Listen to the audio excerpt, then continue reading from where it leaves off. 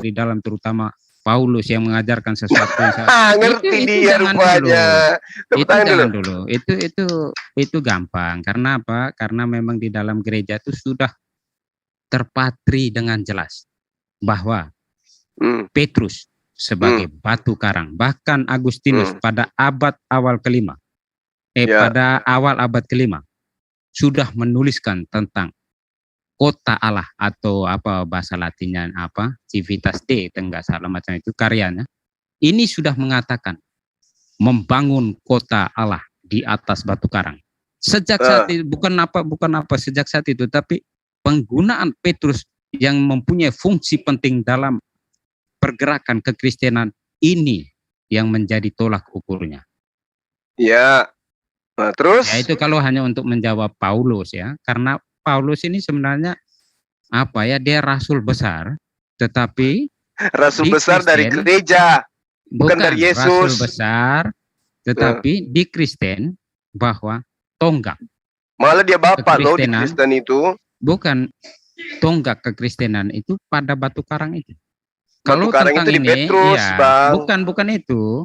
Kalau mengerti lagi tentang bagaimana penjelasan penggunaan apa, Yesus mengatakan bahwa di atas batu karang ini, kalau saya jelaskan mengikuti apa, itu kan untuk Petrus, bukan untuk Paulus. Iya, karena memang atas dasar itu. Jadi kalau mengatakan Paulus menjadi ajaran dasar kekristenan, ya sudah salah dengan apa yang saya utarakan ini.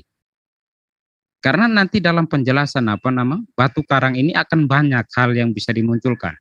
Iya, batu karang itu Petrus. Bukan itu. Kalau kita lihat dalam geografisnya, iya. Karena itu dibicarakan di Kaisaria Filipi, mungkin ya sekitar itu. Karena memang ada, bukan sekedar berbicara, tetapi memang keadaannya kalau kita lihat geografisnya di situ dengan bagaimana keadaan di situ, kita mengerti kenapa Yesus mengatakan di atas batu karang ini akan. Ya, itu untuk Petrus. Betul nggak? Iya. Nah, sekarang ketika dikatakan dalam Galatia 2, Yesus sendiri loh, Paulus sendiri loh yang mengatakan, Petrus diutus kepada Yahudi, Paulus diutus kepada non-Yahudi. Nah, Kristen ini non-Yahudi, berarti ajaran Kristen itu berasal dari Paulus. Begini, pembagian tugas itu bukan karena memang yang mempunyai otoritas atas pembagian tugas itu bukan Paulus, tetapi apa yang telah ditentukan di konsili Yerusalem itu biasanya. Konsili itu tahun berapa, Bang? Bukan ya, karena dikenal juga pertemuan Yerusalem itu juga sebagai konsili awal, tapi tidak dimasukkan sebagai konsili ekumene karena dia terlalu awal, masih melibatkan seluruh para rasul, sehingga dikatakan pertemuan di Yerusalem. Iya, karena di situ murid-murid Yesus masih mendudukan Yesus sebagai guru, bukan Tuhan. Kalau konsili yang dihadiri oleh para orang pemuka-pemuka Romawi, baru Yesus itu dilantik jadi Tuhan, gitu loh. Contoh bukti kuat bahwa sejak para rasul pembuktian ini kan ditulis, yang paling nyata ini kan Yohanes, Matius. Mau kemana lagi? Terus Filipus mau dikemanakan? Iya, maksudnya kayak yang kita bisa deteksi, maksudnya yang ada. Kenapa? Maksudnya Injil yang ada. Kenapa nggak dideteksi yang tertera di tulisan-tulisan orang ini, Bang? Maksudnya orang siapa? Lukas. Iya, itu maksudnya yang saya bilang kan rasul 12 ini. Kan Lukas ini kan bukan dalam lingkaran rasul 12 ini. Iya, justru karena itulah kemudian coba Anda buka di dalam Kisah Para Rasul 8 catatan daripada asisten Paulus. Apa yang dikatakan di situ? Yang dipanggil oleh Yesus untuk memberitakan Injil Yesus siapa? Itu begini. Iya, tentang begini. Mengerti tentang Kisah Para Rasul sebagai tulisan kedua dari Lukas. Ini begini, bahwa dalam garis besar pengertian tentang mendekati Kisah Para Rasul ini mengutamakan dua rasul utama, yaitu Petrus dan Paulus. Itu satu cakupan yang mau menceritakan bagaimana perjalanan Kisah Para Rasul itu. Tetapi di balik itu, Lukas juga mau menekankan tentang fungsi atau bagaimana peran Roh Kudus. Ini juga bisa dikatakan sebagai kitab yang mengutamakan tentang peran-peran Roh Kudus. Kisah Para Rasul ini. Mengerti ini maksudnya garis besar panduan mengerti Kisah Para Rasul ini. Sehingga dalam pengertian ya. Saya sederhana memahami ini, Bang. Di sini diterangkan oleh orang yang melakukan penyelidikan, yaitu Lukas. Taruhlah dia selevel wartawan. Wartawan ini menerangkan bahwa Yesus memanggil Filipus untuk memberitakan Injilnya Yesus. Bahkan dikatakan malaikat berfirman kepada Filipus. Maka yang lebih pantas kemudian catatannya ditorehkan sebagai sebagai ajaran di dalam keberagamaan. Kalau landasan pijakannya adalah firman Tuhan, ya Filipus. Bukan Lukas, bukan Paulus. Iya, bukan. Masalahnya ada enggak Injil Filipus? Ada. Jangan sampai saya sudah bilang jangan sampai mengatakan Injil apokrif. Semua sudah diperiksa. Tunggu Bang Yusuf, tunggu ya. Data surat yang Filipus. Tunggu. Sabar. Di dalam Yohanes 1 nomor 43 Yesus memanggil Paulus, dia lambaikan tangannya. Filipus, dia enggak panggil Paulus enggak dikenal. Filipus, kadia, kumaha damang. Iyalah, ada datanya itu, Bang. Yohanes 1:43. Tapi apakah Filipus meninggalkan tulisan? Lah, Filipus ini diterangkan di dalam Kisah Para Rasul 8 nomor 35. Maka mulailah Filipus berbicara dan bertolak dari nas itu. Nas apa yang dimaksud di sini? Memberitakan Injil Yesus kepadanya. Berarti Yesus itu memiliki Injil. Itu salah paham lagi. Nah, salah paham karena yang Anda katakan Injil itu adalah kitab kanonik. Tapi yang saya maksud di sini, menurut wartawan yang mencatat dalam kitab Anda bahwa Filipus ini sang sumber itu berbicara dan bertolak dengan nas. Nas yang dimaksud di sini adalah berita tentang Injil Yesus kepadanya. Coba dibuka, mengertinya itu gampang begini. Penggunaan kata Injil di dalam Bible ini, keempat Injil ini. Mau bilang berita gembira gitu. Gampang. Iya, memang ada penyebutan itu tentang kabar sukacita itu. Kabar sukacita gimana maksudnya? Kabar gembira. Jangan dipelintir lah. Coba sesekali keluar dari Katolik lah. Tapi coba keluar dari Katolik pemahamannya, kemudian dudukkan apa yang ditorehkan oleh wartawan ini secara netral gitu loh, Bang. Oke, secara netral, Oke, jangan jadi Katolik dulu. Oke. 1, 2, 3, Pak Yusuf keluar Katolik sejenak. Silakan. Enak aja. Tidak, saya hanya menggunakan logika berpikir. Silakan. Oke, silakan. Ketika ayat ini dikatakan bahwa Filipus dari nas ini, maksudnya bahwa dari pengertian Injil ini, pewartaan kabar gembira ini, dia mewartakan. Memang semua rasul juga mewartakan itu. Kedua, apakah Filipus meninggalkan tulisan berupa catatan-catatan yang bisa menjadi rujukan? Bang, coba pernah nggak melihat? Ini kita logika. Iya. Logika lurus. Pernah nggak Anda membaca Filipus 4:9? Nah, itu kan surat Filipus. Bagaimana? Nah, di situ diceritakan bagaimana kemudian Yesus menikah, berumah tangga. Apakah mungkin? Tunggu, sabar. Kalau berumah tangga ini Injil Filipus. Sabar. Apakah tidak menutup kemungkinan berita tentang menikahnya Yesus di dalam catatan-catatan Filipus menyebabkan Injil Filipus itu tidak diloloskan di dalam pengajaran Kristen akibat konsili di Muktamar itu. Karena menginginkan Mesias itu nggak boleh nikah karena Tuhan itu nggak mungkin punya istri gitu. Ayo. Oke, begini. Ayo. Tetapi sayangnya kekristenan itu sudah meneliti. Apa dasar pijakannya kekristenan mengatakan bahwa surat Filipus itu salah? Dengar dulu, bukan surat Filipus tadi, Injil Filipus. Oke. Itu Injil Filipus ketika yang berbicara tentang pernikahan itu Injil Filipus. Oke, begini. Terus ini menurut menurut gereja. Bukan gereja, ini kita coba utarakan apa yang disampaikan mereka yang meneliti ini. Bahkan Injil-Injil apokrif ini paling cepat pun abad ketiga. Di luar itu. Tunggu Ya. Bang, tunggu dulu. Ditulisnya abad ketiga. Itu Oke. tuduhan, itu tuduhan. Bukan tuduhan. Itu tuduhan. Kenapa saya Kalau- katakan tuduhan? Dengarkan dulu Oke. saya, dengarkan saya. Oke. Sebagai anak muda Anda harus dengarkan paman. Jadi gini, Oke. jadi gini, kitab yang Anda tenteng hari ini mengatakan bahwa Oke. Filipus disaksikan kemudian murid-murid yang lain, ya, Filipus mampu memberikan sebuah pemberitaan yang sesuai dengan nas Injil Yesus. Itu ada di dalam kitab Anda diterangkan seperti itu.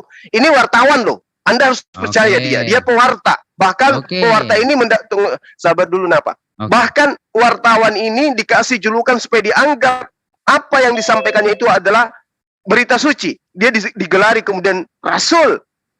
Nah, coba Anda lihat di dalam Kisah Para Rasul 8 itu. Bagaimana kemudian ketika orang-orang yang ada pada saat itu mendengarkan pemberitaan Filipus. Dan bukan hanya mendengarkan, mereka melihat tanda-tanda yang diadakan oleh Filipus. Lalu kemudian mereka membulatkan hati menerima apa yang diberitakan oleh Filipus. Filipus adalah sang pembawa berita, di mana dia adalah salah satu murid yang langsung dipanggil oleh Yesus tanpa ada embel perantara. Baca Yohanes 1 nomor 43. Oke. Nah, Oke, ketika Bang. ketika muncul pemberitaan kemudian mengatasnamakan Filipus, apa dasar gereja menolak itu? Oke. Oke, begini Bang Suma. Gampangnya begini. Yang Anda baca dari Kisah Para Rasul maupun itu tentang Rasul Filipus betul.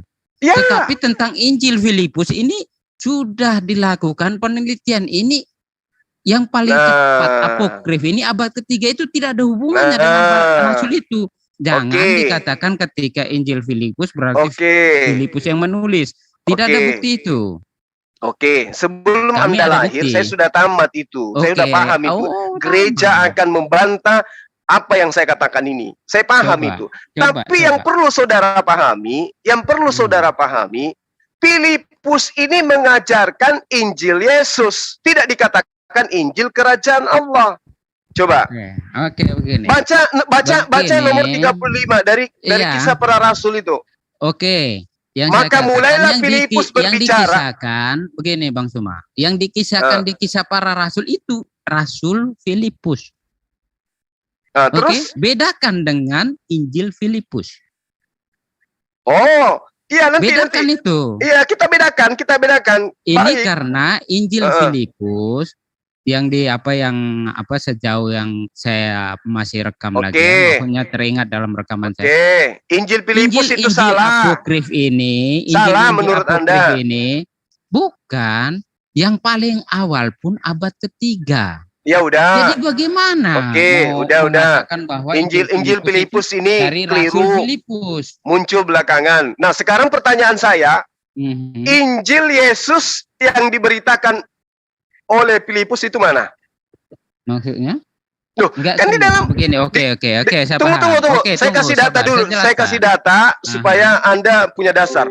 Di dalam Kisah Para Rasul tulisan Lukas yang adalah hasil penyelidikannya, dia terangkan begini. Kita harus menghargai hasil penyelidikannya dia. Dia katakan begini, maka mulailah paman Filipus berbicara dan bertolak dari nas itu.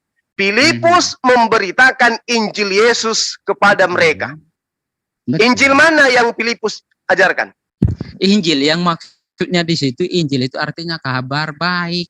Wah. Nggak bisa kayak begitu. Bukan.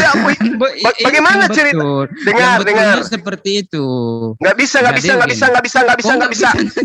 Begini. Anda nggak bisa membawa narasi gereja ke hadapan saya. Ketika dikatakan mulailah Filipus berbicara dan bertolak dari nas itu, berarti ada nas, Bang. Ada nas. Nas itu artinya tertulis. Oke? Ada nas tertulis di mana nas itu Filipus memberitakan yang mana muatannya adalah Injil Yesus. Kalau Anda katakan Injil Yesus itu adalah berita apa tadi? Berita apa? Kabar baik. Iya, justru inilah kabar baiknya yang kita cari, itu yang mana? Oke. Coba. Oke, kami ini orang bilang Katolik ini punya referensi yang lebih kokoh dari itu. Ya, sudah, Karena silakan. menurut kesaksian Bapak gereja yang lebih awal, hidup lebih awal dari kita itu dekat ya. Tahun 100 lebih itu dekat sekali dengan Rasul Yohanes. Ini hanya menyampaikan. Rasul Terus? yang meninggalkan tulisan, kalau kita cek kembali, yaitu bahwa tidak disebutkan ada Rasul Filipus menuliskan itu, tidak ya? Tidak Bang Yusuf. Coba kita lihat. Anda mengimani kitab Lukas, oke? Ya. Di mana Lukas ini bukan orang yang terlibat langsung di dalam medan perang. Sementara Filipus, menurut hasil penyelidikan si Lukas, yang hasil penyelidikannya justru yang dijadikan sebagai kitab suci, sementara yang diajarkan oleh Filipus dibuang. Kan gitu. Mananya dibuang? Nah, ini kan ini jelas mengatakan mulailah Filipus berbicara dan bertolak dari nas. Iya begini. Dan dia memberitakan bukan dan cuma dia Filipus. Oke, Bang. Semua rasul. Dengarkan dulu Pak Yusuf. Dengarkan dulu Pak Yusuf. Dengarkan dulu. Oke. Bang Yusuf. Ceritakan kepada saya bagaimana kemudian Anda bisa menerima kalau dikatakan bahwa Filipus berbicara dan bertolak dari nas itu dan Filipus memberitakan Injil Yesus kepadanya. Sementara kalau yang dimaksud oleh Filipus itu adalah berita Lukas atau hasil daripada kisah para rasul atau surah-surah Paulus atau Markus, Yohanes yang dia bacakan, itu tidak mungkin, itu mustahil. Kenapa? Tidak mungkin, betul. Nggak mungkin, ya betul. Karena Filipus pada masa itu mengajar bersama dengan Yesus. Aku bersama Yesus begini. Kita ini pasang dulu. Dia bersama dengan Yesus, Bang. Iya. Kita pasang dulu kronologisnya supaya mengerti. Silakan. Bagaimana apa yang dimaksudkan itu. Ya. Filipus, kematian Filipus ini sekitar tahun berapa ya? Iya, nanti kita lihat supaya ada relevansinya. Kita lihat bagaimana cara menyikapi, melihat apa sebenarnya yang mau disampaikan ini. Supaya kita tahu cara berpikir yang lebih lebih persis untuk mengenal ini. Jadi ketika dikatakan bahwa rasul-rasul termasuk Rasul Filipus ini memberitakan tentang Injil, ya ini semua memang karena peristiwa kebangkitan. Nah, yang saya tanya mana Injilnya? Mana Injil Filipusnya? Begini, iya itu tidak semua rasul meninggalkan tulisan. Tidak semua atau ditolak tidak tulisannya? Semua. Bukan. Mana tulisan Rasul Paulus? Rasul Filipus. Yang ada Injil Filipus. Injil Filipus ini paling cepat pun Injil kanonik ini paling cepat pun abad ketiga. Iya, nggak apa-apa. Anda mau katakan abad ketiga, abad kelima. Betul itu, ya kan? Silakan aja dengan narasi itu nggak apa-apa. Bukan sekarang narasi, tetapi juga penguatan yang diberikan Irenaeus. Nah, itu narasi dari Irenaeus. Sekarang begini, Bang. Sekarang begini. Kita berbicara mengenai aspek logika dulu. Standar kebenaran itu harus kita sandarkan kepada kebenaran. Jangan tidak percaya dengan akal. Lanjut. Di dalam kitab Anda diterangkan dalam Yohanes 1 nomor 43, pada keesokan harinya Yesus memutuskan berangkat ke Galilea. Betul? Ya. Lalu dia bukan bertemu dengan Lukas. Bertemu dengan siapa? Filipus. Lalu kemudian Yesus memanggil dia. Dia kumaha eta, kan begitu. Dia kan dipanggil. Nah, habis dipanggil ini, artinya keseharian Yesus itu bersama dengan Filipus. Pengajarannya, dia melihat Yesus, dia mendengarkan Yesus, maka yang menjadi pantas diterima pemberitaannya adalah Filipus. Lukas hanya berdasarkan hasil penyelidikan saja. Kenapa dia diterima catatan-catatannya? Karena catatannya berkesesuaian dengan konsep ajaran Romawi. Oke, sudah. Sementara ya betul. Ya dong. Supaya jangan panjang-panjang. Kan masih ada sebentar.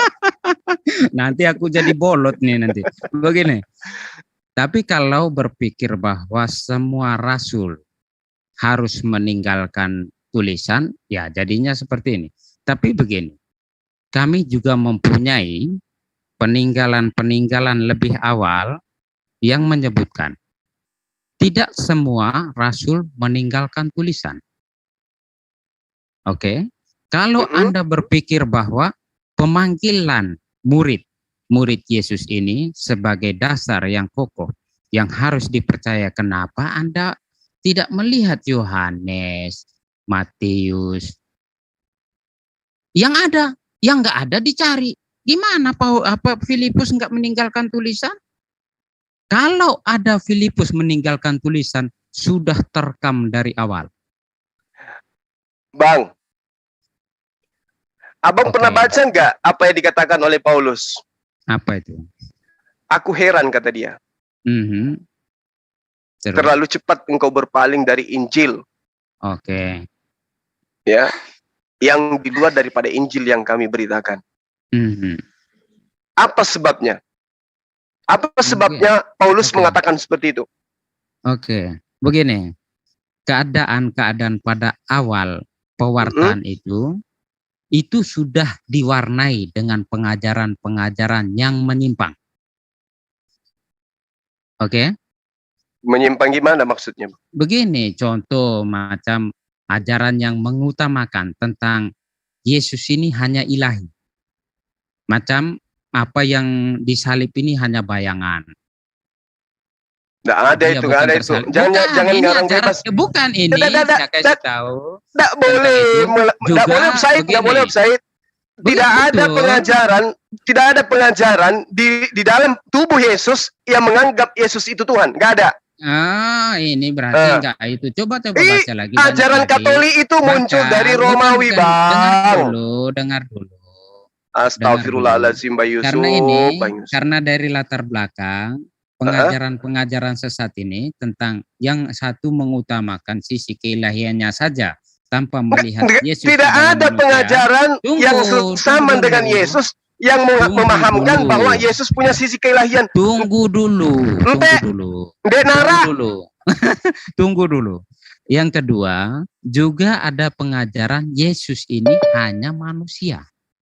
Astagfirullahaladzim. Ini memang sudah ada sejak. Yang ada di dalam pengajaran Yesus, dia Mesias, dia Nabi, dia Rasul atau bukan? Bukan ada sisi keilahian. Dengar dulu. Bahkan dari keadaan ini nampak jelas bahwa sejak awal pergolakan, lihat lagi apalagi terlihat jelas ini di surat Yohanes. Ya. Jadi pengajaran sesat ini sudah dari awal ketika Paulus mengatakan itu tentang Injil-Injil yang lain, ini mau merujuk kepada pengajaran-pengajaran sesat itu. Yang mengatasnamakan pengajaran Injil. Mau kabar baik itu. Oke, saya tanya kepada Bang Yusuf. Sekiranya Filipus menulis pada masa itu, masuk enggak dalam kategori apa yang diterangkan oleh Paulus di dalam Galatia 1 nomor 6 bahwa Injil lain? Masuk enggak? Filipus? Ya. Filipus kan rasul, bagaimana dia dikatakan Injil yang lain? Nah, rasul, berarti ketika Filipus mendasari pengajarannya terhadap Injilnya Yesus, nah, kekuatan apa yang Anda ingin bangun bahwa ketika ada coretan-coretan yang mengatasnamakan Filipus itu adalah palsu? Mengatasnamakan Filipus. Begini. Nah, yang sejauh yang ini yang diketahui bahwa ketika ada Injil abad ketiga yang paling cepat ya, Injil ini apokrif ini, yang meski tidak paling cepat abad ketiga ada data menggunakan data ini, bahkan penelitian coba baca di Injil apokrif kekristenan dari sumber kekristenan. Contoh, lihat bagaimana penjelasan di BBC tentang Injil apokrif. Ini bukan tanpa data. Ya, apokrif itu kan artinya disembunyikan, Bang, bukan karena dia palsu. Yang tersembunyi, tetapi tetap gereja tetap tidak menolak. Bukan maksudnya tidak juga membinasakan, tetap menyembunyikan atau menutup, tidak diberitakan. Ada itu, bahkan ada dulu ya. Ada itu, masa nggak ada, Bang. Nggak ada. Dikatakan begini di Filipus 49, Bang. Hikmat yang disebut mandul adalah ibu dari semua malaikat. Kekasih yang menyelamat adalah Maria Magdalena. Kekasih sang penyelamat adalah Maria. Sabar ya. Ada kawan terus, tadi, terus, ada kawan. Tunggu bentar. Ya, sekalian aja suruh masuk. Enggak. Ya, bagaimana? Jadi, ulang? Kekasih sang penyelamat adalah Maria Magdalena. Jadi di sini Yesus masih disebut sang penyelamat ini. Kekasih sang, nggak bisa kita pungkiri, Bang Yusuf. Kenapa di kitab yang Anda gunakan saat sekarang masih ada terekam jejak-jejak Yesus dan Maria itu adalah sepasang kekasih. Maria menciumi Yesus, Maria meminyaki Yesus, Maria membelai rambut Yesus, mengulas kakinya Yesus dan seterusnya. Itu seorang kekasih, Bang, dan itu dipertontonkan di depan umum. Bukan di depan umum, itu kan di peristiwa. Peristiwa itu apa? Menjelang apa ya, penyaliban itu. Jadi menjelang itu kan ada mereka buat perjamuan terakhir, dan semua peristiwa itu diceritakan jelas di situ. Kenapa gereja menolak Injil apokrif? Ini satu sebabnya, karena apa? Sudah dipastikan di luar pengajaran rasuli. Kedua, ditulis paling awal pun abad ketiga. Iya, itu pengakuan gereja, Bang. Itu bukan pengakuan. Kan penelitian. Penelitian apa? Sementara dengar bahkan dulu. tidak secara ceroboh mengatakan bahwa itu semua terbuka dan sangat jujur. Bukan. Itu saya katakan ini data tidak diloloskan ketika konsili pada saat kitab-kitab di kanon, dikarenakan menceritakan Yesus dan Maria itu berumah tangga. Enggak, bukan karena itu. Loh, sekarang begini, Bang. Dimulai ya. Sekarang begini, secara logika, kenapa keempat kitab kanonik ini tidak menceritakan usia Yesus di mana usia kematangan beliau sebagai laki-laki perkasa tambun kayak saya? Kenapa? Begini, tentang peristiwa yang dikatakan terlepas atau tidak diwartakan. Inti pewartaan itu apa? Inti pewartaan ya Yesus sebagai penerima firman. Itu yang salah. Ini karena apa? Begini. Coba kita kronologiskan lagi. Saya sudah kali kata. Kalau kronologis berarti runut, usia 13 sampai usia 29 tahun. Bayangkan itu, Bang. Dari usia 17 tahun, usia 17 tahun, usia di mana perkataan, penyampaian Yesus itu adalah merupakan sebuah kematangan di dalam penyampaian. Itu tidak ditorehkan di dalam kitab Anda. Kemana? Apa yang Yesus lakukan? Ini saya coba untuk sedikit menjelaskan. Banyak enggak, tapi sedikit ya. Jangan Anda bilang Yesus pada masa itu jualan lemari ya. Tunggu dulu, dengar dulu. Karena begini, sejak peristiwa kehidupan para rasul dengan Yesus selama 3 tahun, ini bahkan para rasul ini tidak mengenal secara pasti, belum mengenal secara pasti siapakah Yesus ini. Hanya melalui peristiwa kematian dan kebangkitan Yesus dan turunnya Roh Kudus, para rasul mengenal siapakah Yesus ini. Oleh karena itu pewartaan itu mulai dengan semangat penuh keyakinan bahwa yang bangkit ini adalah Dia yang menyelamatkan. Oleh karena itu pewartaan itu mulai. Dengar dulu.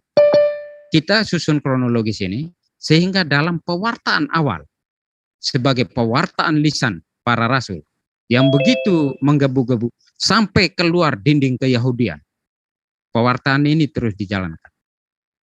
Di samping pewartaan ini mulai muncul suatu cerita yang karena ada cerita tentang Yesus ini begitu macam menjadi sesuatu yang baik bagi bagi pewartaan, sehingga mulai ada penyesat-penyesat itu. Kita lihat semuanya ini supaya bisa mengerti. Ketika dalam perjalanan pewartaan ini ada kesadaran penulisan. Oleh karena itu ada beberapa yang menuliskan. Tidak semua. Tetapi ada beberapa rasul menuliskan. Contoh Yohanes, Matius. yang diperkirakan itu. Sedangkan Markus ini diperkirakan juru tulis Petrus ya. Jadi dalam pewartaan ini yang dituliskan ini mau menunjukkan bahwa siapakah Yesus ini sebenarnya. Sehingga ketika ada usia 12 sampai 19, jangankan di usia itu, bahkan dikatakan tentang peristiwa-peristiwa bersama para rasul pun kalau menurut kesaksian Yohanes itu, jika dituliskan maka tidak cukup untuk beberapa buku itu. Jadi begini, inti pewartaan itu tentang Yesus adalah Tuhan, bukan kronologis atau bukan biografi Yesus. Oke? Ya, jadi gini Bang, gini. Ketika kita kemudian mencari benang merah daripada kebenaran sebuah pemberitaan, kita pun tidak bisa, teman-teman Kristen pun tidak mampu memberikan sebuah bukti akurat bahwa Lukas menceritakan sesuatu yang mutlak tidak bisa diragukan kebenarannya. Sementara, tunggu, sementara Lukas ini bukan dalam barisan pelaku. Filipus adalah pelaku. Kemudian muncul Injil Filipus. Ketika gereja mengatakan itu tertolak dengan tuduhan dia adanya di abad ketiga, apa dasar pijakannya mengatakan demikian? Itu yang pertama. Ya, penelitian. Sabar. Itu yang pertama. Kemudian yang kedua, ketika dikatakan bahwa Injil Filipus itu bukan catatan daripada murid Yesus, maka muncul pertanyaan berdasarkan apa yang saya urai tadi di dalam Kisah Para Rasul 8 itu. Mana Injil yang diberitakan kemudian oleh Filipus? Kalau Anda mengatakan Injil yang diberitakan oleh Filipus adalah kabar gembira, itu yang saya tahu. Itu yang saya ingin tanya. Kabar gembira seperti apa yang Filipus beritakan? Oke. Silakan. Oke. Pertama, yang jawab tentang Filipus, Injil Filipus itu menurut penelitian. Ya. Jadi akurasinya hanya sesederhana itu, Bang. Bukan, ya karena gitu. Cuman penolakan berdasarkan penyelidikan gitu, penelitian gitu. Bukan, penelitian itu tentang Injil Filipus ini sebagai Injil apokrif ini, bahkan dideteksi pun Injil-Injil apokrif ini ditulis paling awal pun sejak abad ketiga. Oleh karena itu tidak mungkin masuk itu. Kedua, tentang catatan-catatan Bapak Gereja tidak sedikit pun menyebutkan tentang Filipus menuliskan sesuatu. Oke, tentang pewartaan yang saya katakan tadi, yang kedua tadi, pewartaan apa tadi yang pertanyaan kedua? Ya, yang kedua, ketika dikatakan Filipus dengan mana Injil yang diberitakan oleh Filipus itu? Oke, mana Injil yang diberitakan? Filipus memberitakan tentang Yesus adalah Tuhan dari peristiwa wafat kebangkitan. Itu ngarang itu. Itu bukan ngarang, itu mana di mana itu Filipus mengajarkan itu di mana? Yang Anda katakan dikutip di Kisah Para Rasul tadi kan Filipus mulai mengajarkan tentang Injil itu. Yaitu kabar tapi Injil yang mana? Yang diberitakan adalah Injil Yesus telah bangkit. Bukan. Di mana Filipus mengajarkan itu? Iya, karena sukacita dari kegembiraan pewartaan itu adalah kebangkitan Yesus. Masa berita tentang gurunya ditikam lambungnya itu berita gembira, gimana sih abang ini? Kebangkitan itu. Kebangkitan gimana? Tapi kan pertama disiksa dulu gurunya, ditampar, diludahi, diseret. Makanya. Masa itu berita gembira? Bukan, berita gembira ini bukan hanya sekedar itu, tetapi inti dari pewartaan tentang kabar gembira ya kebangkitan itu. Tetapi Anda keliru di situ. Saya luruskan sedikit. Kalau Anda mengatakan bahwa kabar gembiranya adalah tentang kebangkitan, itu mustahil, itu hal yang mustahil. Itu kebangkitannya Yesus berita gembira buat gereja, buat Kristen, tapi untuk murid-muridnya kagak. Karena itu adalah berita yang tidak benar. Kenapa saya katakan demikian, Bang? Oke. Mau tidak tahu alasannya? Apa itu? Ada dua. Apa? Pertama, ketika berita kebangkitan itu adalah akurat diberitakan oleh Yesus untuk membuktikan dirinya sebagai Tuhan, maka murid-muridnya tidak akan pernah diceritakan lari tunggang langgang meninggalkan Yesus. Pertama. Oke. Pertama. Satu-satu saya jawab dulu. Oke, silakan. untuk mengkoreksi itu, Yesus tidak pernah mau membuktikan dirinya sebagai apapun. Loh, lalu dari mana Yesus, Kristen dapat ilmu kalau dia adalah Tuhan?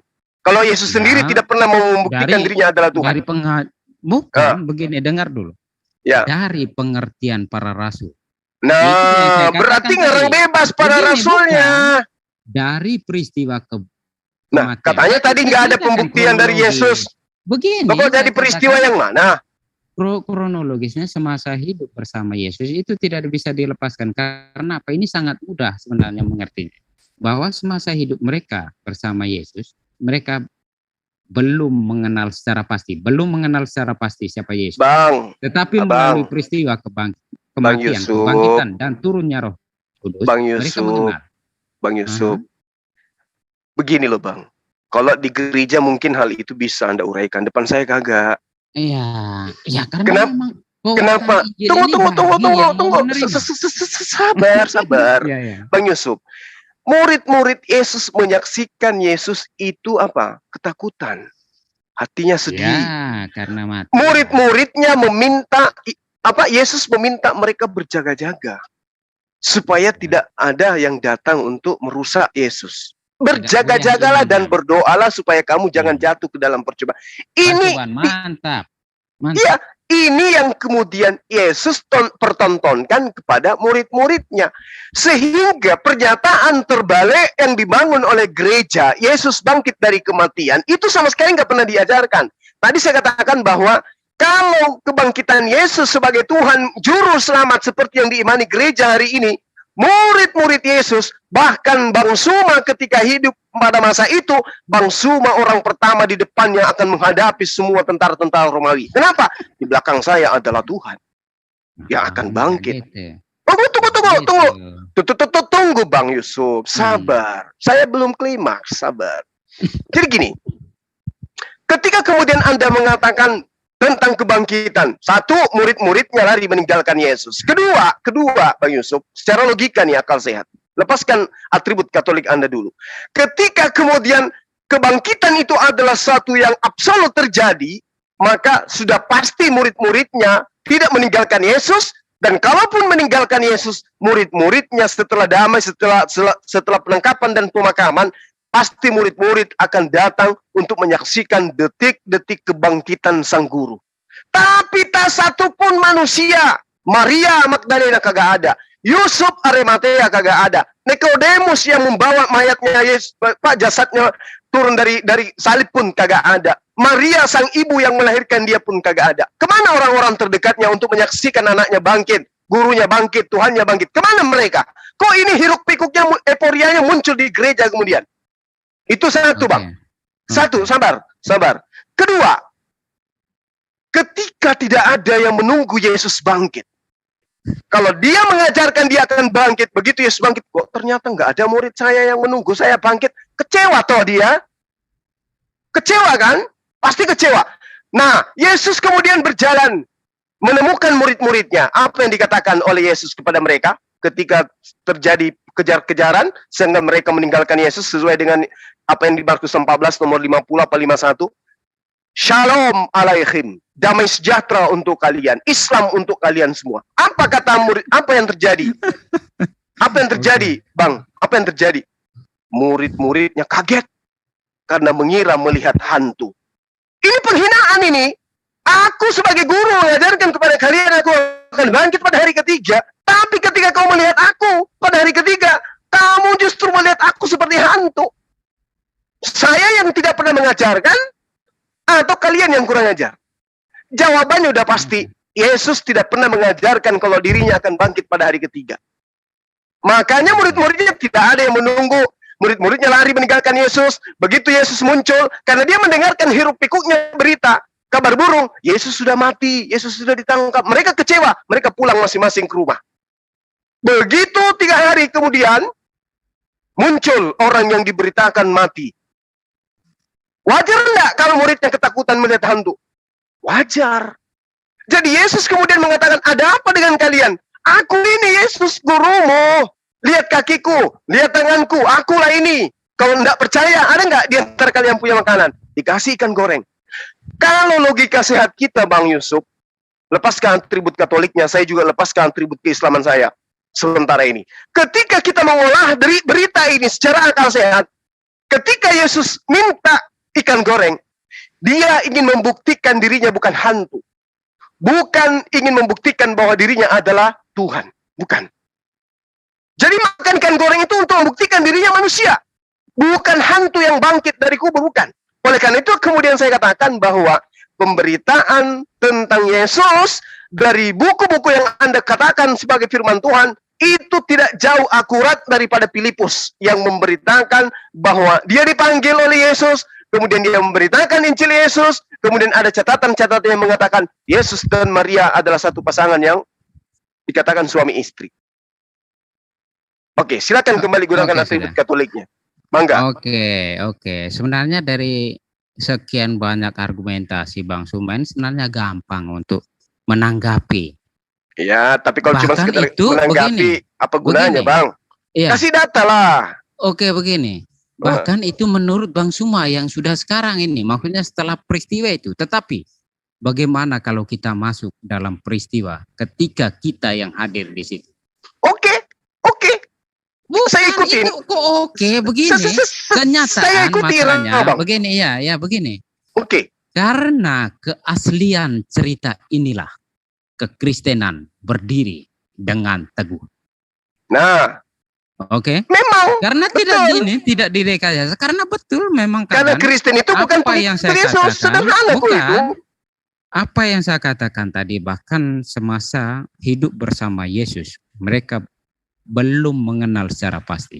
Hanya melalui peristiwa-peristiwa itu, kematian, kebangkitan, dan turunnya Roh Kudus, mereka mengenal. Sehingga kalau kita melihat apa yang menjadi pewartaan ini sebenarnya semangat yang mewartakan yang macam kilas balik begitu. Bisa dikatakan seperti itu. Karena apa?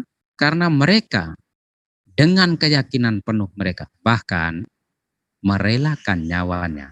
Nah tuh cerita yang kayak begini tuh dibangun di gereja tuh, Bang. Bukan di gereja, memang betul kok. Petrus mati di Roma, disalib terbalik. Andreas bagaimana? Itu menggenapi Ulangan 18 nomor 20, bukan itu, Bang. Tetapi siapa yang memberitakan mengatasnamakan firman Tuhan tapi bukan firman Tuhan, maka dia akan dimintai pertanggungjawaban. Dia akan mati. Karena gitu gini, dengar dulu. Ketika Anda hanya berpikir bahwa satu sisi melihat cerita-cerita Yesus dari versi kita sekarang, ya semuanya akan jadi. Tetapi bagaimana cerita yang aslinya ini? Bahkan kekristenan, saya sudah katakan lagi, dengan keaslian ini, maka kekristenan teguh tidak akan tergoyahkan. Ya, karena hanya didasari imani saja, kan jelas itu. Bukan itu. Karena sekarang mari kita olah data, Bang. Kalau Pak Yusuf mau kita buktikan bahwa itu hanya iman.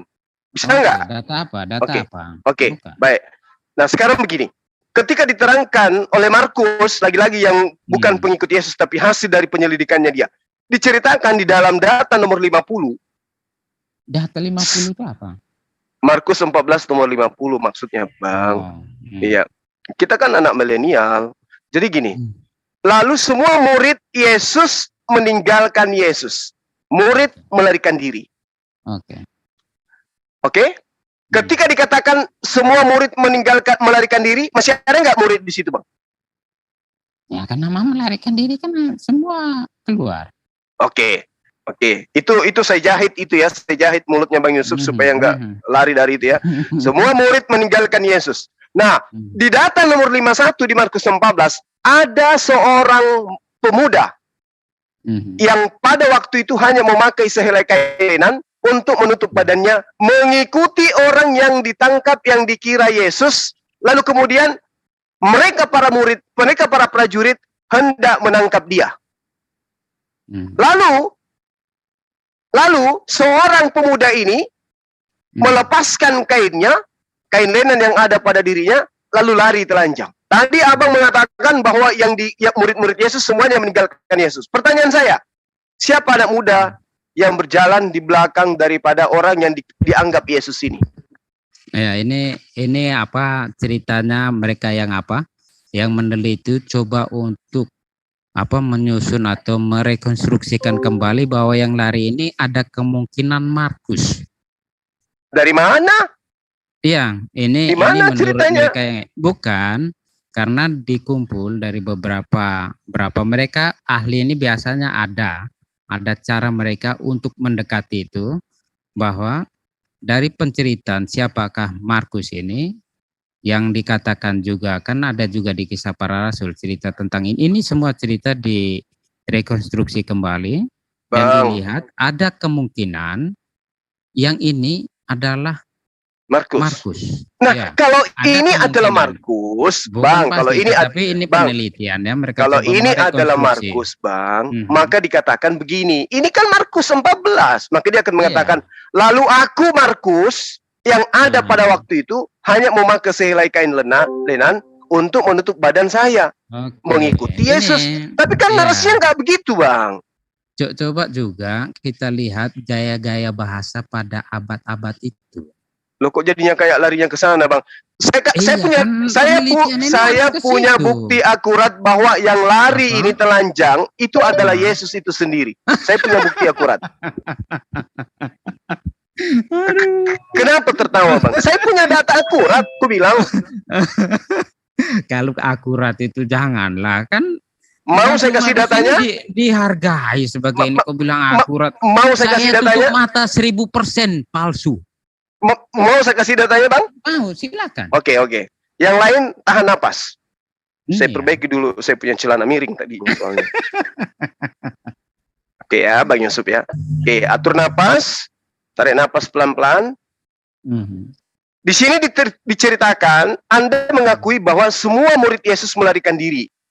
Lalu kemudian di belakang Yesus, maksud saya di belakang orang yang diserupakan Yesus, ya, orang yang diserupakan Yesus, orang yang dianggap Yesus ini, ada seorang pemuda memakai sehelai kain lenan untuk menutupi badannya, mengikuti oknum yang ditangkap ini. Mereka hendak menangkapnya. Lalu orang itu, pemuda itu melepaskan kainnya dan lari telanjang. Coba kita cek di dalam Yohanes 13 nomor 4. Lalu bangunlah Yesus dan menanggalkan jubahnya. Yesus kemudian mengambil sehelai kain lenan dan mengikatkannya di pinggangnya. Jadi siapa yang menggunakan kain lenan, Bang? Oke, gampang begini. Untuk itu kenapa saya bilang 1000% saya bisa pastikan itu palsu. Pertama, kisah di Yohanes itu kisah perjamuan terakhir. Betul. Tentang nanti, iya, memang saya ada kaitannya perjamuan terakhir, betul. Bukan ini saya bilang, saya tanpa membuka pun saya lihat dari strukturnya ini sudah jelas. Karena kemanapun ketika disusunkan ini, itu yang cerita tentang itu mau tentang pembasuhan kaki di perjamuan terakhir. Ini apa hubungannya? Saya paham. Sekarang ketika murid-murid meninggalkan Yesus, siapa pula orang? Siapa sebenarnya yang mau ditangkap ini siapa, Bang? Yesus atau murid Yesus? Jangan berpikir bahwa kain lenan di Yohanes dengan. Oh, sabar. Ini begitu namanya orang mencari kebenaran itu begitu, Bang. Sekarang begini, yang mau ditangkap oleh tentara Romawi, Yesus atau murid Yesus, Bang? Yesus. Nah, Yesus. Terus kenapa diburu lagi orang itu kalau sudah Yesus yang ditangkap? Kan para muridnya ini kan juga ada bersama mereka ini. Selain murid itu ada murid-murid lain. Kan yang diperintahkan, yang disidang oleh Pilatus, ya, Herodes, kan Yesus bukan murid. Nah sekarang ketika Yesusnya sudah ditangkap, kalau Yesus sudah ditangkap, kenapa ada lagi orang yang dikejar mau ditangkap? Kenapa? Begini, ketika ada macam penyergapan mau menangkap sesuatu, yang dekat-dekat situ juga kan pasti ini kan keadaan yang normal. Mana Anda mengarang cerita kayak begitu, Bang? Bukan, ini Bang. Saya coba memasukkan ini ketika Anda mengatakan bagaimana mungkin kalau yang mau ditangkap Yesus yang lain lari. Diceritakan menanggapi itu. Bang, murid-muridnya lari meninggalkan Yesus. Iya. Tapi kok tiba-tiba ada pahlawan yang ikut dari belakang. Iki sopo? Dia menggunakan kain lenan. Yang menggunakan kain lenan pada saat perjamuan kudus sopo? Begini, dari pengertian kain lenan itu. Begini, yang di perjamuan terakhir kain lenan yang dipakai Yesus ini karena mau menyekat atau mau pembasuhan kaki. Ini yang diajarkan kepada berarti yang menggunakan kain lenan sopo? Ya Yesus, karena mau membasuh kaki. Tetapi habis itu cerdas. Apa? Dengar dulu, habis itu kain lenannya dikemanakan di cerita itu kan ada. Habis itu menggunakan memakai jubahnya kembali. Di mana cerita itu? Sudah enggak kan ada di situ selanjutnya. Di situ mana? Di mana? Di Makassar itu. Bukan di cerita itu mana? Cerita yang Bang Suma bacakan itu bahwa Yohanes 13 gitu maksudnya. Iya, dia menggunakan karena memang Yohanes ini agak panjang menceritakan tentang perjamuan terakhir dari bab berapa itu, sekitar ada 5 bab yang menceritakan ini. Mulai satu Injil. Iya, ini saya mau menjelaskan supaya apa?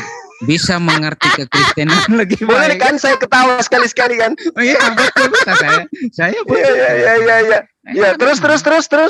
Apalagi? Karena itu penceritaan itu setelah dia membasuh kaki itu, dia meletakkan, dia menggunakan apa? Sarung. Jubahnya kembali. Maksudnya bajunya kembali apa itu? Di nomor berapa itu, Bang? Di nomor berapa? Terus itu baca saja itu pasti ada ketemu. Setelah pembasuhan kaki itu kan ada. Bang Yusuf mulai nakal.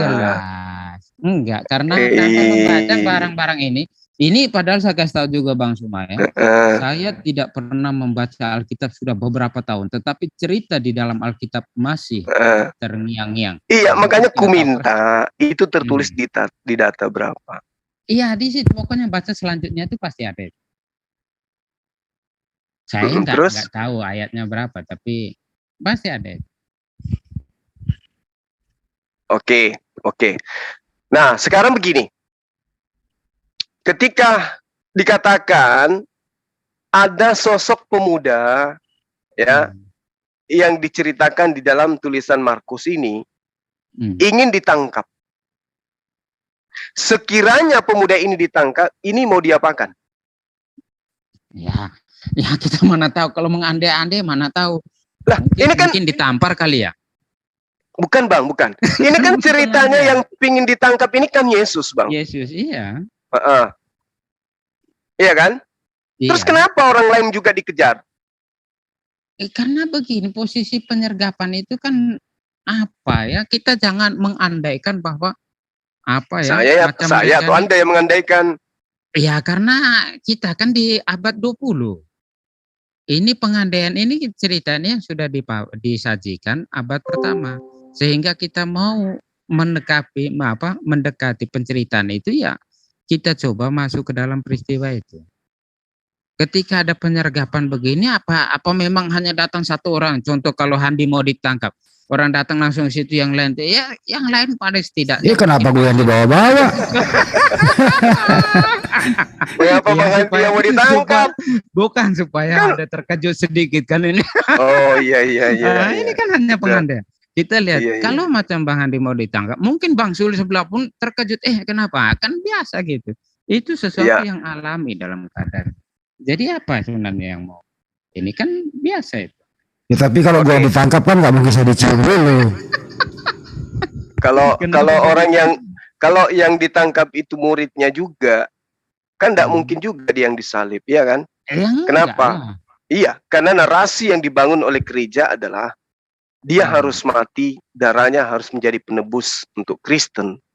Berarti ketika pun ditangkap si pemuda yang telanjang berlari ini, itu tak ada gunanya. Artinya bahwa orang-orang yang menangkap oknum yang dikira Yesus itu masih meragukan, ini Yesus atau bukan. Jangan-jangan yang menggunakan kain lenan ini yang Yesus, tangkap yuk, dan orang itu lari. Gimana kalau narasinya seperti itu, Bang? Oke, enggak. Begini, sebenarnya terbalik. Kok terbalik? Peristiwa itu sudah terjadi. Maksudnya begini, keadaan penyaliban Yesus sudah terjadi. Belum. Dan ada contoh ini saya baru bilang ini. Bukan, saya bilang tadi coba mengandaikan ketika Bang Suma mengatakan gereja menarasikan. Saya bilang sebenarnya terbalik. Bukan gereja menarasikan. Tetapi dari peristiwa yang sudah ada ini, dari itu rangkaian peristiwa itu, kematian, kebangkitan, ini yang direfleksikan kembali dengan satu yang saya sudah katakan, dengan turunnya Roh Kudus mereka mengerti. Ini yang direfleksikan, dia diwartakan tentang siapakah itu Yesus, sehingga gereja yang menjadi penerusnya ini merefleksikan siapakah ini, sehingga mendekati penelitian melalui tulisan yang ada ini. Bahkan semua secara terbuka bahwa iman Kristen ini bukan menurut apa yang manusia mau mereka-reka, tidak, tetapi atas apa yang menjadi kenyataan dan juga apa yang diwartakan itu sebagai dasar. Jadi ini melihat keaslian yang ada, maksudnya keaslian tanpa tanpa mengatakan bahwa oh ini nanti belakangnya Romawi melihat ini apa, ini sebenarnya kami pun bingung ini dengan pemikiran Romawi atau apa yang belakangnya itu tidak begitu. Iya kan, Romawi itu Bang, Romawi itu kan kepercayaannya anak dewa nuzul masuk menjadi manusia untuk menebus dosa-dosa mereka. Itu udah dipahami mereka, adanya Dewa Horus dan semua itu. Nah, kemudian ketika kita melihat di dalam data pengajaran Salomo, diterangkan di dalam Amsal 21 nomor 18, orang fasik dipakai sebagai tebusan bagi orang benar, dan pengkhianat dipakai sebagai ganti orang yang jujur. Salah nggak data ini, Bang? Salomo, ya betul. Itu kenapa dia cerita kenapa? Kita melihat begini, kitab-kitab yang terdahulu, kita lihat juga apa latar belakang yang ini. Kebiasaan dalam mendekati suatu kitab, itu kita lihat juga latar belakangnya. Sehingga kita tahu sebenarnya apa yang mau disampaikan. Dengan pengambilan ayat terlepas dari konteks, ini yang kadang bingung kita mau mengatakan ini apa sebenarnya. Karena akan jauh sekali pemikirannya tentang apa yang mau disampaikan. Contoh ketika Salomo diambil tentang ini, ya kita lihat dulu keadaan latar belakang di zamannya dengan keadaan-keadaan yang memungkinkan itu, sehingga ada muncul tulisan itu, sehingga kita bisa melihat lebih linear, lebih mengenal. Sebenarnya Salomo sebenarnya mau menunjukkan ini kepada siapa? Kepada apa? Jadi dalam mendekati kitab-kitab ini, ya kita setidaknya mengenal latar belakang penulisan. Gini Bang, Yesus itu sebelum datang pengabaran yang dituliskan dalam kitab Anda, dia mengajarkan menurut informasi di dalam kitab yang Anda pegang hari ini. Dia katakan bahwa tergenapi semua yang tertulis tentang aku di dalam perjanjian lama, kan gitu ya. Nah, kalau dikatakan bahwa pengkhianat dipakai oleh Tuhan sebagai ganti orang yang jujur, masa ini nggak berlaku terhadap pengkhianat terhadap Yesus? Coba. Sementara kalau kita melihat di dalam cerita yang dibangun oleh Matius di bab 4, Iblis mengatakan ada tertulis. Iblis ini kan makhluk gaib. Berarti dia tahu tentang firman Tuhan yang tertulis masa lampau. Ada tertulis tentang engkau. Jika engkau betul adalah anak Tuhan, maka buanglah dirimu ke bawah. Kenapa? Karena ada tertulis bahwa terkait dengan anak Tuhan, ketika dia akan kena musibah, Tuhan akan mengirim malaikatnya agar menatang anak tersebut di tangannya agar kakinya tidak terantuk kepada batu. Ini untuk membuktikan bahwa Yesus ini anak Tuhan atau bukan, dia dicobai. Oleh karena itulah kemudian di dalam kitab Yakobus 1 nomor 13 diterangkan bahwa jangan engkau berkata bahwa Allah itu dicobai. Sesungguhnya Allah itu tidak bisa dicobai. Yang dicobai itu hanya manusia. Coba Anda lihat di Yakobus itu. Oke, begini. Itu juga satu lagi ya. Satu lagi hal. Ketika saya sering mengatakan, Anda tidak mau lihat di Yakobus dulu? Bukan, pendekatan terhadap surat Yakobus ini juga kita lihat cara bagaimana Yakobus mau menasihati apa yang mau disampaikan itu. Berbeda dengan itu, sehingga kalau mau disandingkan dengan Matius, ini apa sebenarnya yang mau disampaikan? Karena Oleh karena itu diam dulu Bang, biar saya jelasin kalau gitu. Tidak, karena gini, karena penyampaian Injil Matius di lingkungan pewartaannya itu berbeda dengan apa yang menjadi penasihatan atau nasihat-nasihat yang diberikan Yakobus kepada jemaat. Kita lihat.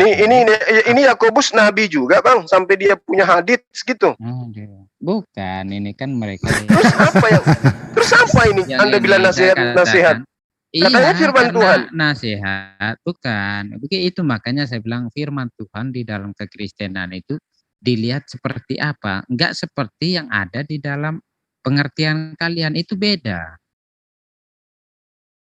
Beda kekristenan melihat kitabnya dengan Anda melihat kitab Anda, beda. Oleh karena itu saya sering tekankan Bang Yusuf, bahwa di sini dikatakan, apabila seorang dicobai, janganlah ia berkata percobaan ini dari Allah. Sebab Allah tidak dapat dicobai oleh yang jahat. Dan ia sendiri tidak mencobai siapapun. Berarti yang dicobai ini bukan Allah kan? Anak Allah kan Yesus itu, anak Tuhan kan, anak Theos kan menurut konsep gereja. Betul? Bukan itu. Penasihatan Yakobus itu mau merujukkan bahwa ketika ada pengertian orang, Allah mencobai manusia, ini yang mau dinasihati. Sebenarnya Allah itu bukan mencobai. Karena dalam perspektif ya kan dikatakan sebab Allah tidak dapat dicobai oleh yang jahat. Nah, benar dah tuh. Perspektif Yakobus ini, Allah ini sumber kebaikan. Iya, berarti Yakobus ini tidak salah mengatakan demikian kan? Dia menasihati dalam berarti yang dicobai ini, yang dicobai oleh iblis ini di padang gurun ini Allah atau bukan? Ini kita bicara konteksnya lagi yang berbeda. Ini Matius. Kita lihat dulu latar belakang Matius bagaimana dia memunculkan cerita tentang yang diuji oleh iblis, Bang. Yang diuji oleh iblis adalah kebenaran hal yang tertulis bahwa ketika ada manusia yang bergelar anak Theos, maka ujilah dia, jatuhkan dia dari bumbung yang tinggi. Aku akan mengirim malaikatku untuk menyelamatkan dia. Nah, ada tertulis begitu. Terus kemudian ada yang mengaku sebagai anak Theos. Dicobailah dia. Apa yang mau dicobai? Tertulis bahwa malaikat akan menatang di tangannya anak tersebut. Ini yang ingin dibuktikan oleh iblis. Sementara nasihat Yakobus menurut Anda mengatakan sebab Tuhan tidak dapat dicobai oleh yang jahat. Berarti yang berlaku terhadap kejadian yang dicatatkan oleh Matius 4 itu bukan Tuhan, tetapi manusia yang ingin dicobai, yaitu Yesus. Oke, ini saya kasih penjelasan sedikit tentang Matius, latar belakang penulisannya atau apa, bagaimana dia memunculkan tentang pencobaan ini. Ini sebenarnya tentang bagaimana nasihat Matius tentang manusia yang akan mudah tergoda dengan kedudukan harta dan apa saja. So, itu mulai bikin rujak ini Bang Yusuf. Enggak, ini cerita yang kalau saya salah berarti yang mengajar saya salah. Itu ahli juga. Oh iya Bang, memang betul salah.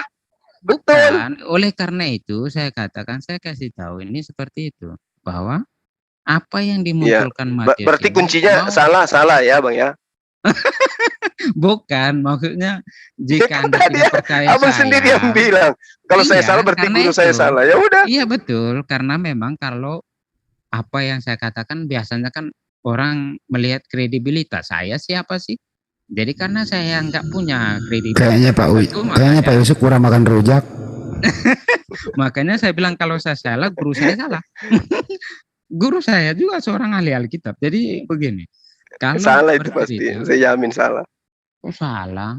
Itu yang dikatakan. Kalau penceritaan begini, Matius dimengerti. Oh salah ya salah lah. Masa iya Tuhan dicobai sama setan gimana sih Abang ini? Begini. Contoh kalau cerita itu nyata, memangnya betul kamu kan sudah tahu bahwa setan itu goib. Bagaimana cerita ini menjadi ini? Tidak. Iya setan itu goib, tapi masa Tuhan dicobai sama setan? Itu makanya dikatakan ada sesuatu penyampaian di sebalik cerita itu. Cerita alegori. Ada aja alasannya untuk lari. Terlalu berat kesesatan itu, Bang. Bukan kesesatan, karena ini pengajaran. Ya kesesatan lah, kok ada Tuhan dicobai sama setan, gimana sih Abang ini? Penceritaan itu, dibalik penceritaan itu, penasihatan itu penting, yaitu bahwa kita manusia ini akan terlalu mudah tergoda oleh kedudukan, harta, dan satu apa, lupa itu ada satu. Pokoknya tentang dengan Indomie. Tiga itu. Bukan, ada tiga pencobaan duniawi. Bahwa ya, kami anak-anak Allah ini harus berhati-hati. Anak-anak Allah lagi. Anak-anak Tuhan lagi mengajar, Tuhannya digoda sama setan. Mana sih Bang Yusuf? Sakit gigi lagi profesor ini nanti. Oke Bang Yusuf, saya kira kita sudah berpanjang lebar Bang Yusuf, mulai dari tadi apa yang kita bahas gitu ya. Ketika ada kata-kata yang mungkin kurang berkenan dari saya minta dimaafkan. Dan ketika ada sesuatu yang membuat Pak Bang Yusuf ini sedikit merasa goyah, tolong didalami lagi. Ini panitia kalau goyang. Ya, begitu juga dengan saya. Ketika ada poin kebenaran yang Bang Yusuf uraikan, pasti itu akan menjadi catatan emas buat saya. Itu Bang. Thank you ya Bang ya. Ya, terima kasih Bang. Oke, makasih banyak teman-teman, para guru di sini, minta maaf kalau saya tiba-tiba masuk ngambil alih dialog. Silakan dilanjut. Salam satu Tuhan. Assalamualaikum warahmatullahi wabarakatuh. Waalaikumsalam warahmatullahi wabarakatuh. Mudah-mudahan juga mau istirahat ini. Ya, mudah-mudahan Pak Yusuf kebenaran itu jangan sampai diabaikan. Siapa tahu itulah yang membuat Pak